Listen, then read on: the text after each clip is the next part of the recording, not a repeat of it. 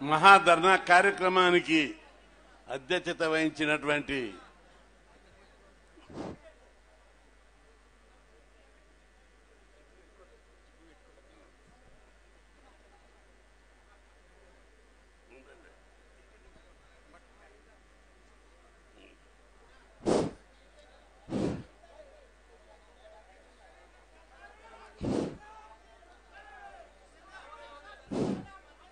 మహాధర్నా కార్యక్రమానికి అధ్యక్షత వహించిన ఓబీసీ మోర్చా అధ్యక్షుడు అశోక్ గౌడ్ గారికి, ఈ కార్యక్రమానికి ముఖ్య అతిథిగా వచ్చినటువంటి యువనేత ఉద్యమకారుడు, యూనివర్సిటీలో చదివినప్పుడు పెద్ద ఉద్యమకారుడు మన అధ్యక్షుడు రామచంద్రరావు గారికి, అదేవిధంగా మన తెలంగాణ ఉద్యమంలో ప్రముఖ పాత్ర వహించినటువంటి పార్లమెంట్ సభ్యుడు ఈటల రాజేందర్ గారికి, అదేవిధంగా మన శాసనసభ్యులందరూ వచ్చారు. వారికి, ఈ కార్యక్రమానికి వచ్చి బీజేపీ జెండా మోసుకుంటూ ఆ పార్టీని సిద్ధాంతపరంగా ముందుకు తీసుకుపోతున్న ప్రతి కార్యకర్తకు నా హృదయపూర్వక నమస్కారాలు.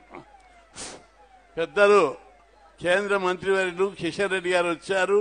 మీరందరూ చాలా క్రమశిక్షణగా డిసిప్లిన్ గా కూర్చోవాలని చెప్పి నేను విజ్ఞప్తి చేస్తున్నాను. రేవంత్ రెడ్డి బీసీల పేరు మీద పెద్ద డ్రామా చేస్తున్నాడు. చేస్తూ మన మీద బురద జల్లే ప్రయత్నం చేస్తుడు. దాన్ని తిప్పికొట్టవలసిన బాధ్యత ప్రతి బీజేపీ కార్యకర్త మీద ఉందని చెప్పి ఈ సందర్భంగా ఆయన అనేక వాగ్దానాలు చెప్పాడు, కళ్ళబొల్లి మాటలు చెప్పాడు, మాయ మాటలు చెప్పాడు, అధికారం కోసం ఎన్నో చేశాడు. అధికారం పొట్టిన తర్వాత ఏ ఒక్క వాగ్దానం అమలు చేయడం లేదు సరిగదా. పైగా తన తప్పులు కప్పిపుచ్చుకోవడానికి మా వేరే బీజేపీ మీద బురద చల్లుతున్నాడు. బీజేపీ మీద బురద ఎందుకు చల్లుతుండో మీకు తెలుసా? ఆయనకు అర్థమైంది వచ్చే ఎన్నికల లోపల గ్యారంటీగా బీజేపీ అధికారంలోకి వస్తుంది. దాన్ని రాకుండా చేయాలంటే ఏదో ఒక వర్గంకు వ్యతిరేకమనే ముద్ర వేయడానికి అట్లా చేస్తున్నాడు. దీన్ని తిప్పికొట్టవలసిన బాధ్యత ప్రతి బీజేపీ కార్యకర్త మీద ఉందని చెప్పి ఈ సందర్భంగా నేను గుర్తు చేస్తున్నా.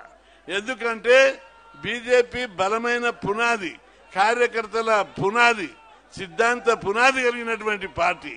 ఈ పార్టీ ఒక్కసారి పడగ విప్పితే తప్పనిసరిగా దీన్ని ఎవరు ఆపలేరనేటువంటి దృష్టితోటి, భయంతో దీని మీద గోబెల్స్ ప్రచారంతో దెబ్బతీసే కుట్ర చేస్తున్నారు. అందరూ డిసిప్లిన్ గా కూర్చోవాలి. మన కేంద్ర మంత్రివర్యులు కిషన్ రెడ్డి గారు వస్తున్నారు.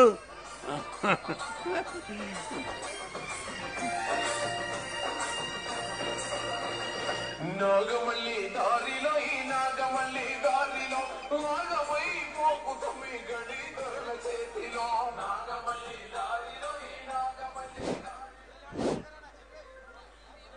అయితే ఇక్కడ మీరందరూ ముఖ్యమైన నాయకులు రేవంత్ రెడ్డి చేస్తున్నటువంటి దుష్ప్రచారంను, ఆయన మోసాన్ని మనం అందరం ఎండగట్టవలసిన అవసరం ఉంది. అది బీసీల పేరు మీద. బీసీల పేరు మీద ఓట్లు వేయించుకొని అధికారంలోకి వచ్చి ఈరోజు అదే బీసీలను తన అస్త్రంగా వాడుకొని మన మీద బురద జల్లడానికి ప్రయత్నం చేస్తుడు. ఆయన ప్రవర్తన మీరు ఈ రిజర్వేషన్ల విషయంలో మొదటి నుంచి అబ్జర్వ్ చేయండి ఎట్లా చేస్తున్నాడు. ఈ ప్రచారాన్ని మనం తిప్పికొట్టాలి. ఎందుకంటే ఆయన ఏం మొదట రాగానే ఎన్నికల గెలవందడని నెల లోపల లోకల్ బాడీ ఎన్నికలు అన్నాడు. అట్లా పెడతావు రిజర్వేషన్లు పెంచానని బీసీ సంఘాలన్నీ గట్టిగా అరిచినాయి. అప్పుడు లేట్ చేసి చట్టం చేసి పెడతానని చెప్పాడు. చట్టం చేశాడు. రాజ్యాంగం ప్రకారం ఏముంది తెలుసా? మనందరికీ స్థానిక సంస్థల ఎన్నికలను ఎవరు నిర్వహిస్తాడు? రాష్ట్ర ప్రభుత్వం నిర్వహిస్తుంది. అసెంబ్లీ పార్లమెంట్ ఏమో కేంద్రం నిర్వహిస్తుంది. ఆ స్థానిక సంస్థలను రాష్ట్రం నిర్వహిస్తుంది. మొత్తం ఫుల్ పవర్స్ అన్ని రాష్ట్రంలోని కాంగ్రెస్ ప్రభుత్వానికే ఉన్నాయి. రాజ్యాంగంలోని 243 D6 ప్రకారము ఇది తెలవాలా మీకు. ఊళ్ళల్లా గోబెల్స్ ప్రచారం జరుగుతుంది. దాన్ని తిప్పికొట్టవలసిన అవసరం ఉంది. చేతగాక బీసీలకు మేలు చేయొద్దనే కుట్రతోటి ఈ ప్రచారాన్ని పెడుతున్నారు. కాబట్టి ప్రతి బీజేపీ నాయకుడు, కార్యకర్త దీన్ని తిప్పికొట్టి వాళ్ళని ఎండగట్టవలసిన బాధ్యత మన మీద ఉందని చెప్పి, వాస్తవాలు ప్రజలకు చెప్పవలసిన బాధ్యత ఉందని చెప్పి ఈ సందర్భం కూడా రాజ్యాంగంలో 243(d)(6) ప్రకారం బీసీ రిజర్వేషన్లను నిర్ణయించే అధికారము రాష్ట్ర ప్రభుత్వానికి ఉంది. అట్లా చేస్తూ ఇంతవరకు అందరు చెప్పారు మన మిత్రులు, ఎమ్మెల్యేలు, ఎంపీలు. ఆ విధంగా ఒక ప్రాసెస్ చేసాడు. అడుగున ఎక్కడ కూడా ఆయన చిత్తశుద్ధి లేదు. బిల్లు పాస్ చేసినప్పుడు కానీ, దాని తర్వాత ఆమోదించడానికి చేసినటువంటి ప్రాసెస్లో కానీ, ఇంకెక్కడైనా ఆయన వీళ్ళకి పెంచాలి ఈ రిజర్వేషన్లని ఎక్కడన్నా మీకు చిత్తశుద్ధి కనిపించిందా? లేదు. పోస్టులో పంపించిండు, గవర్నర్ దగ్గరికి పంపించిండు, ఢిల్లీకి పంపించినా బీజేపీ ఒప్పుకుంటలేదు. బీజేపీకి వచ్చి నువ్వు బీజేపీ ఓపెన్ గా అసెంబ్లీలో సపోర్ట్ చేసిండు. మన నాయకులందరూ, ఫ్లోర్ లీడర్లు అందరు, ఎమ్మెల్యేలు ఉన్నారు, వాళ్ళందరూ మొత్తం అసెంబ్లీలో సపోర్ట్ చేస్తేనే బిల్లు పాస్ అయింది. అన్ని పార్టీలు సపోర్ట్ చేశాయి. అన్ని చేస్తే కూడా నీవు దానికి అనుగుణంగా ఎక్కడ కూడా చర్యలు తీసుకోలేదు. అడుగున ప్రచారంకే ప్రాధాన్యత ఇస్తుడు. దీని మీద బురద చల్లాలి, దీని మీద కేంద్రం చేయాలి, కేంద్ర ప్రభుత్వం చేయాలి. బీజేపీ వాళ్ళు అడ్డుకుంటున్నాం, మేము అడ్డుకునికేం గోడలు పెట్టాం, లేక పరద కట్టినాం. నువ్వు చేయడానికి నీకు చేతగాక నీకు తెలియదా? ఎట్లా చేయాలనేది తెలియదా? పక్కన తమిళనాడు ఎట్లా చేసిర్రు, బీహార్ ఎట్లా చేసిర్రు, మధ్యప్రదేశ్ ఎట్లా చేసిర్రు, దానికి తగ్గట్టు మనం ఎట్లా చేయాలనేటువంటి విధానమే నువ్వు పాటించలేదు.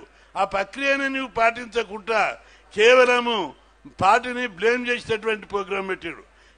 దీన్ని మనమందరం తిప్పికొట్టవలసిన అవసరం ఉంది. ఎందుకంటే బీజేపీ పార్టీ బలమైన పార్టీ.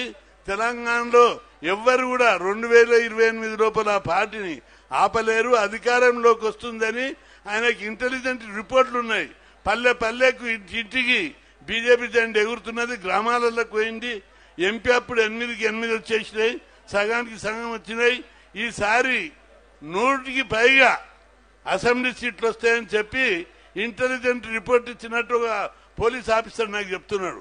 పదే సర్వే చేపిస్తున్నాడు. చేపించి బీజేపీ వచ్చేటట్టుంది, దీన్ని ఎట్లా అరికట్టాలని కుట్రపూరితంగా కేంద్రం డైరెక్షన్లలో వాళ్ళు చేస్తున్నారు. మీరు అందరూ ఒకటి గుర్తుపెట్టుకోవాలి, ఆయనకు బీసీ వ్యతిరేకంగా ఉన్నటువంటి ఘట్టాలను మనం తిప్పికొట్టాలి. ఆయన మంత్రివర్గం 42కు బీజేపీ అడ్డు. నీ మంత్రివర్గంలో 42% మంత్రులను ఇవ్వనికే బీజేపీ అడ్డుకుంటుందా? నీకే ఉంది కదా ఛాన్స్. ఇంకొక 4 మంత్రులను బీసీలను ఎందుకు నియమించలేకపోయావు? నీ చేతిలో, నీ అడుగుల ఆలోచనలో బీసీ వ్యతిరేకత ఉంది. అదే కాదు, మీరు 1-2 పాయింట్లు కూడా గుర్తుపెట్టుకొని ప్రచారంలో తిప్పికొట్టాలి.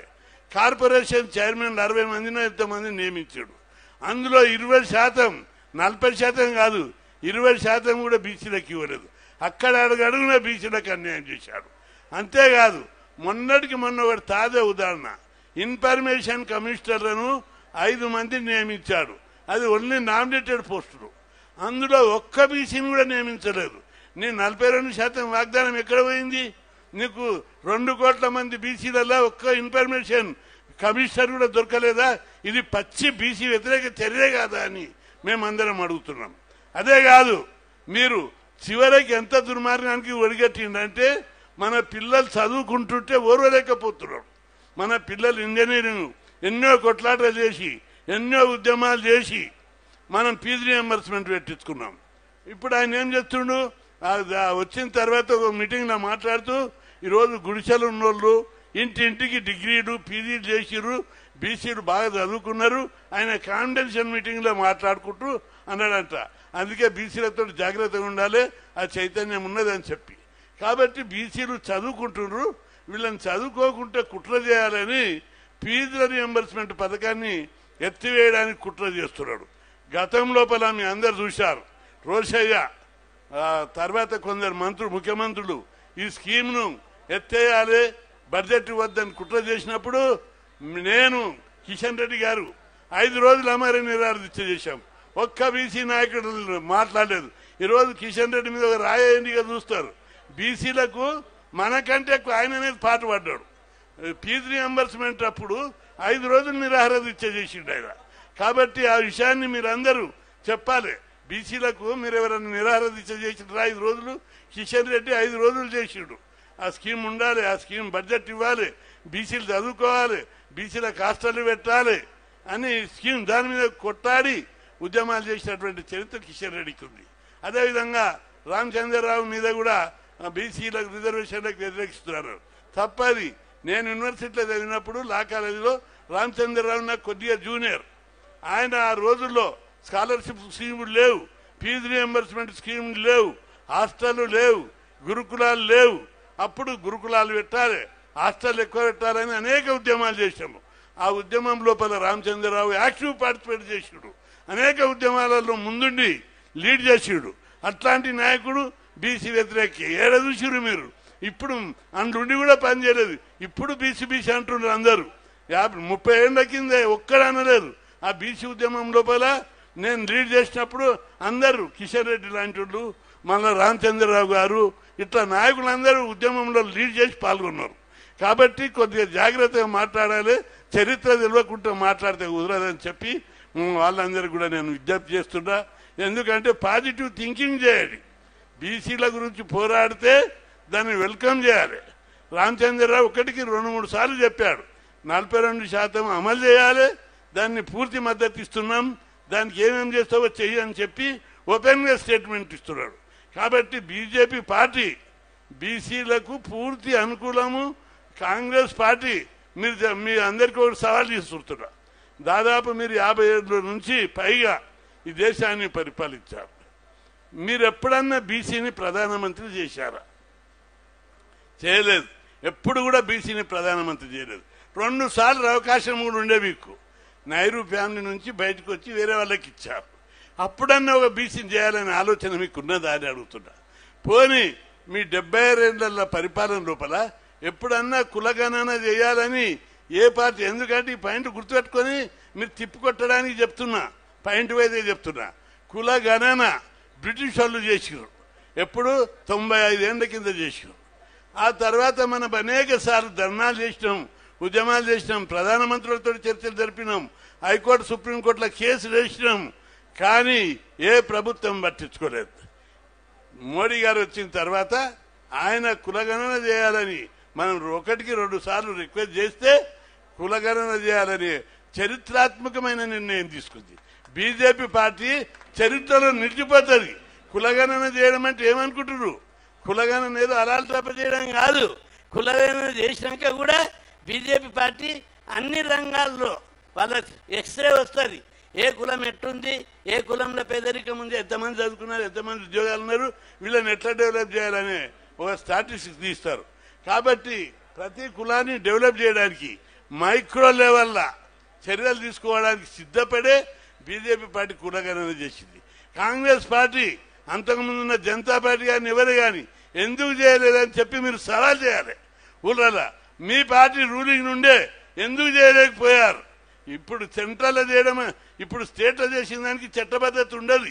సెంట్రల్లో చేసేది రాజ్యాంగబద్ధత, చట్టబద్ధత ఉంటుంది.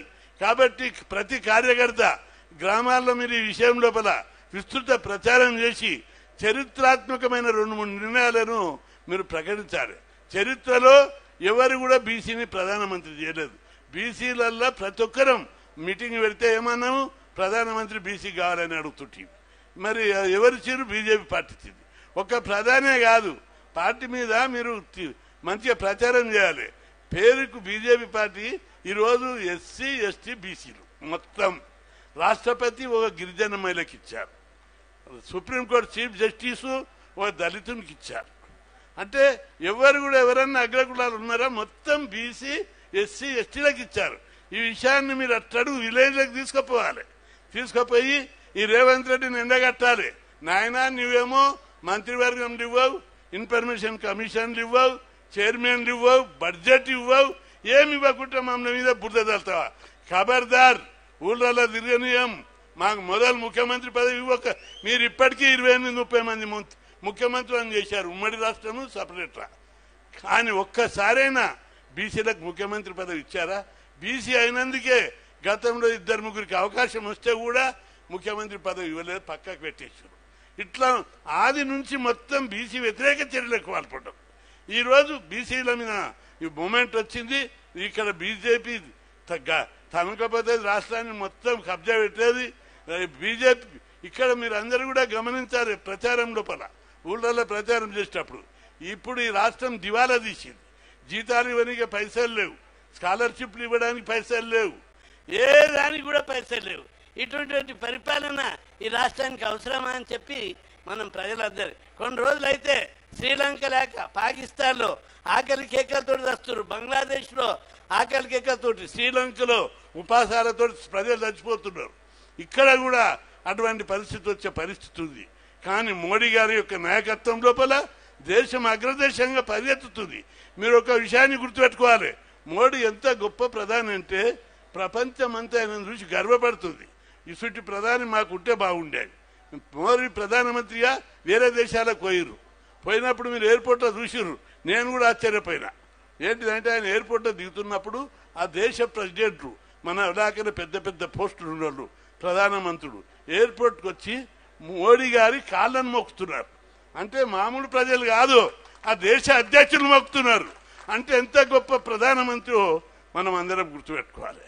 దీన్ని ఆయనకి ఇల్లు లేదు, వాకిలు లేదు, కుటుంబం లేదు, దేశ ప్రజలే ఆయన కుటుంబం, దేశంలో ప్రజలే ఆయన కుటుంబ సభ్యులు, ఆయన ఆస్తి మనమే ఆయన ఆస్తి. అంత గొప్ప యోగిని ఈ దేశం మనకు అందించింది. భారతదేశం అంతా కూడా గర్విస్తుంది. ప్రపంచ దేశాల్లో ఒకప్పుడు 50వ దేశంగా పేద దేశాల పక్కన ఉన్న భారతదేశం ఈరోజు మోడీ వచ్చిన తర్వాత 10వ 12 కాడు ఉంటే 4కి దిగింది, 4 నుంచి 3వ దేశంగా అగ్రదేశాల సత్సన అవుతుంది. జపాన్ పక్కకు పెట్టేసినాం, జర్మనీ కూడా తొందరలో పక్కకు పెడతాం, 3వ అగ్రరాజ్యంగా భారతదేశం వస్తుంది. ఇంత ఈ దేశం లోపల సంపద ఉత్పత్తి చేయాలి, మానవ వనరులను సద్వినియోగం చేసుకోవాలి, దేశ సంపదను ప్రజలందరికీ సమానంగా పంచాలి, ప్రతి ఒక్కరిని డెవలప్ చేయాలి, ప్రతి ఒక్కరు సుఖంగా ఉండాలి. బీజేపీ సిద్ధాంతం ఏంటిది? సర్వే జన సుఖినో భవంతు. అంతేకాదు ఈ దేశ సనాతన సాంప్రదాయం లోపల అడుగడుగున ఓంకారనాదంతో పుట్టినప్పుడు ఈ దేశంలో ఏమన్నారు? లోక సమస్త సుఖినో భవంతు. ఈ విధంగా ఈ దేశం లోపల విశ్వమానవ కళ్యాణం కోసం ప్రజలందరూ సుఖంగా ఉండాలని, ఈ జాతి సుభిక్షంగా ఉండాలని కోరినటువంటి భారతదేశం ఈరోజు గొప్ప నాయకుని ఆధ్వర్యం లోపల భారతదేశం అగ్రదేశం కాబోతుంది.